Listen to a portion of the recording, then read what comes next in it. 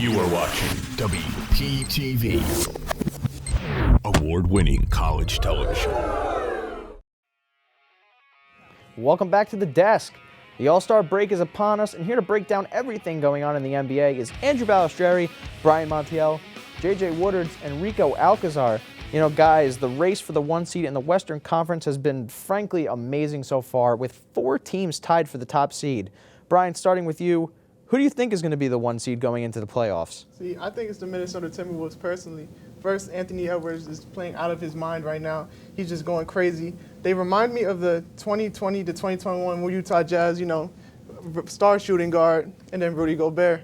That was the whole team. Yeah, pretty much. Yeah. And yes, they have Cat, but I think they're at a good spot. They're playing really good defensively. Obviously, Ant is doing great defensively. And of course, they have Rudy Gobert, who I think should be deeper wide. But anyway, that's why I think they're going to be the number 1 seed. Yeah, I mean, the Timberwolves have been, frankly, really impressive, obviously led by Anthony Edwards, like you mentioned. He's been really, really good. But, JJ, want to move over to you. Who do you think gets the 1 seed going into the playoffs? Just so you know, Brian, that's not happening. But who I think is going to be the 1st seed in the West is the OKC Thunder. They've been playing so great this year. The MVP of the team, obviously Shai Gilgeous-Alexander, who's averaging 30 points this year, is being dominant. Got a lot of young players like Chet Holmgren, Jalen Williams, Carson Edwards, Lou Dort, who I actually love. But they're just going to be a tough 1 seed. That's what I think. Just a tough 1 seed. And I mean, you have a new veteran presence now in Gordon Hayward, who they just got at the deadline. So looking to see the impact that he makes. But Bally, we'll go over to you. Who do you think gets the 1 seed? Well, I hate to break to both of you, but you're both wrong because the Los Angeles Clippers are going to be the number 1 seed. Listen, Paul George has been phenomenal this year. Kawhi Leonard back to his 2019 form when he had, a championship ring with the Raptors. He's been an absolute monster, should be an MVP candidate in this one. James Harden came back to form shooting over 40% from deep. Russell Westbrook coming off the bench has been a great addition for them. They're a top 10 team in both offense and defensive efficiency. They're the number 1 3-point percentage shooting team in the NBA, and I really think the Clippers could get it done this year. Yeah, I mean, do you think they have you think they have a shot to do it all? Absolutely, as long as the Clippers curse doesn't hurt. Yeah, I mean, I love Paul George and Kawhi, 2 of my favorites of all time, Absolutely. frankly. I really would love to see them both get the ring at the end of the day. But Rico, close us out for this one. What team do you think gets the 1 seed? It's really going to be the Denver Nuggets. I feel like right now they're 36-16. The Denver Nuggets have experience. They got the championship experience, and they got the regular season experience. Jokic, he's playing out of his mind. You can arguably say that he's going to be MVP. Jamal Murray, he's playing out of his mind as well. He's averaging 21. And then you got your depth. Reggie Jackson, 11 points. Peyton Watson, 7 points. Christian Brown has been kind of disappointing this season, but it's really been their depth that's been stepping up for them this year, and they can take them through to the number 1 seed. Yeah, I mean, the Nuggets, always impressive, reigning NBA champions. So looking forward to seeing if they can get that 1 seed reclaimed. But, guys, moving on, the trade deadline has come and gone, and some contenders have made some big trades. JJ, we'll start with you. What trade do you think was the biggest? Well, this guy was very dominant for Brian's team. Unfortunately, they traded him. Patrick Beverley, he just influences winning anywhere he goes. And if we look at the topic bar, he averages over 19 minutes a game, just only 6 points a game, 3 assists a game, and 43% from the field. Like I said, he impacts winning. He's gonna really help their defense because we know their defense is just absolutely atrocious. But that's just it. He just impacts winning. Yeah, brought in to help the defense, and when you need defense, you go out and you get defense at the deadline, and sometimes it works, sometimes it doesn't. We'll see if it does for the Bucks as time goes on. Brian, we'll move over to you. What trade do you think has the biggest impact? It has to be Buddy Hield, and it's probably biased because I'm a Sixers fan, but, the blueprint around Embiid is shooting, and Buddy Hield shoots. Buddy Hield is averaging 25 minutes per game, 12 points per game, which is down for him, 44% from the field, and 38%, which is also down for him. But I just hope that he just goes back to the Buddy Hield of old, that shooter. He's been a great shooter. He's been kind of like, not as Curry, but, making the same amount of threes as Curry lately. So I just hope he gets back to that while playing in the Sixers jersey. I mean, those numbers you say are down, but they're still good. Yeah. And they're still going to help the 76ers in terms of depth and, just kind of, you can't replace Embiid, but you can try to somewhat replicate the scoring from your depth. But Rico, we'll move on to you. What trade do you think is the biggest? I said it last week. P.J. Washington was going to be on his way out of Charlotte. He is. He's on the Dallas Mavericks now, and Dallas, they got bigger. P.J. Washington provides a great power forward for them. He's averaging 29 minutes per game, just around 13 points per game, 44% from the field, and from the three-point line, he's shooting 32%. He's kind of been in and out, Grant Williams, who got traded for him, he's shooting better from 3. But P.J. Washington provides you more versatile defense and less of a guy that's going to go out and get technicals every once in a while. And that's exactly what you need if you're the Dallas Mavericks. Just kind of, get Luka a little more help, even if it is someone that might have a lower three-point percentage than the counterpart in Grant Williams. He's still going to help overall with his versatility, especially on defense. Andrew, close us out for this one.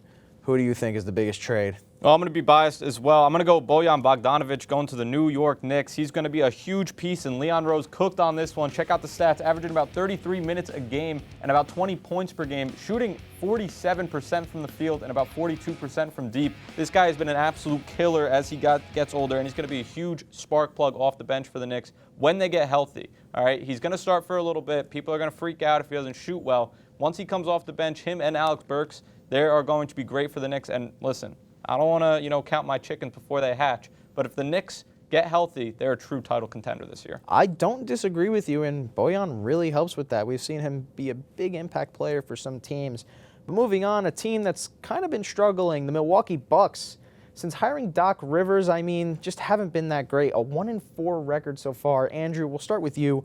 What do you think the problem is in Milwaukee? It's absolutely the paint defense. That interior defense for the Bucks has been atrocious this season, and I don't know what it is. I guess it's because no more Drew Holiday on the outside, but they've been also awful. They're 25th in defensive rating, allowing over 53 points in the paint per game. That's 22nd in the league, and they're allowing 14 second chance points in a game that's about 20th in the league.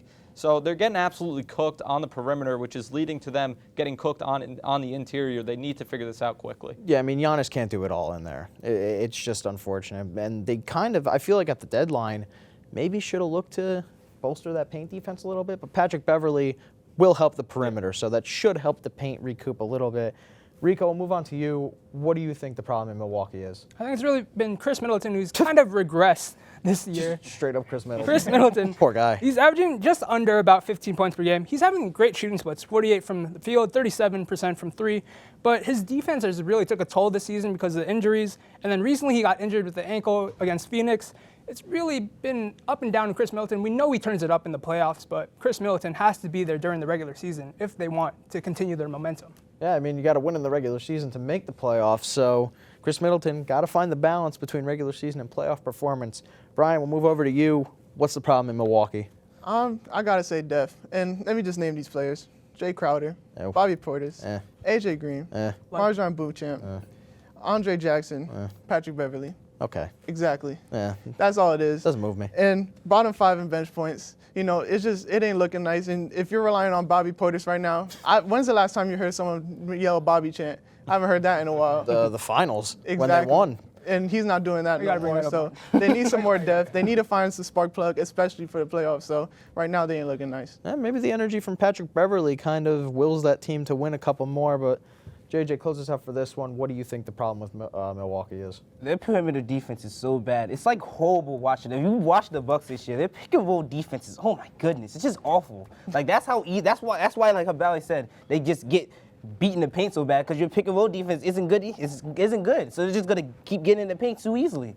But maybe Patrick Beverley will help them, but they just got a guard, simple like that. Yeah, Patrick Beverley will help the defense. There's no doubt about that. But it's just a matter of can it change the game. God, I can score.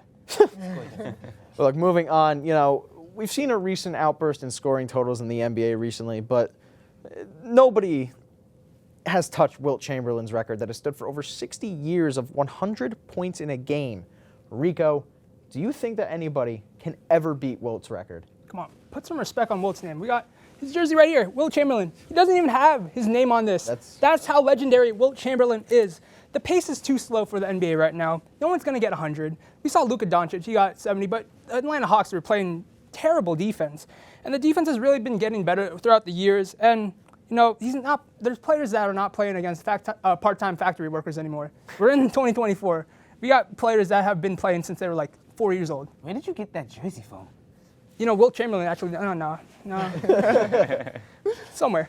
But no, that actually brings up an interesting question because you said that the pace of the game is too slow right now. So if a team on offense just decided to kind of speed up the pace, Moving over to you, Andrew. First, I want to ask: do you think will anybody ever beat that record? Yeah, absolutely. But do you think that if a team speeds up the pace a little bit and a defense isn't suspecting it, that could be the catalyst that brings? Yeah, so I disagree. I think defense is getting worse in the NBA. I feel like the game might be a little bit slower paced than it was back then because that was the fastest pace of basketball we've ever seen. But you think of a guy like Luka Doncic who can turn it on. A guy like Donovan Mitchell who we saw score 71 last year. If any of those guys get hot in the first half, then they can absolutely do it. You look at a big man, might be a little bit tougher for a big man, but look at how many free throws Embiid shoots every night. So if this guy's going out and shooting 30 free throws, like he probably would if he was trying to score 100, I think anybody could absolutely do it in today's game. That's not a bad take. I mean, I feel like it goes either way. It's really dependent on just who's playing, who could do it, what defense you're playing. JJ, moving on to you, do you think that anybody could beat Wilt's record? No, I really don't. I think you just need like a lot of stuff to happen because most of the guys, like Valley said, they got taken out of like the fourth quarter or whatever, and they just don't stay. You need like to just be in the whole quarter, maybe like 2 overtimes to do that, but nah, Wilt's record is just untouchable. Yeah, I mean, is it even worth it to break Wilt's record if it means you could potentially get gassed a little bit in a game? I mean, I do agree to some extent, but Brian, we'll close it out with you. Do you think anybody beats Wilt's record? I think people can beat Wilt's record. Yeah, you're a doubter. Record. You're a doubter. But come on, I think since James Harden exists and Stephen Curry exists, they changed the game. Foul hunting and three-point shooting. I think that's all is needed to get this done. Defense, you're not allowed to play defense no more. You can't touch anybody. You get to the line a lot. We just need someone to get hot from 3, foul chase, and like I said, the refs be blowing the whistle 24/7, and you get a 100-point game like that. So you basically just need a modern-day NBA game. Exactly. It's the blueprint right now. Sounds like you need a lot of stuff. I mean, it feels like everything has to be perfect in order for anyone to break that. I imagine Wilt's situation, he was probably in a pretty perfect scenario. When he I mean, the guy was like 7'1" over Playing against guys Plumbers. my height. Yeah, I was guarding him basically. yeah, seriously. I mean, it's an interesting question. We'll have yet to see it. Maybe It'll we happen. do. But as the All-Star break approaches, we'll head from the hardwood to the ice to see what's going on in the NHL. Next on Sports Desk.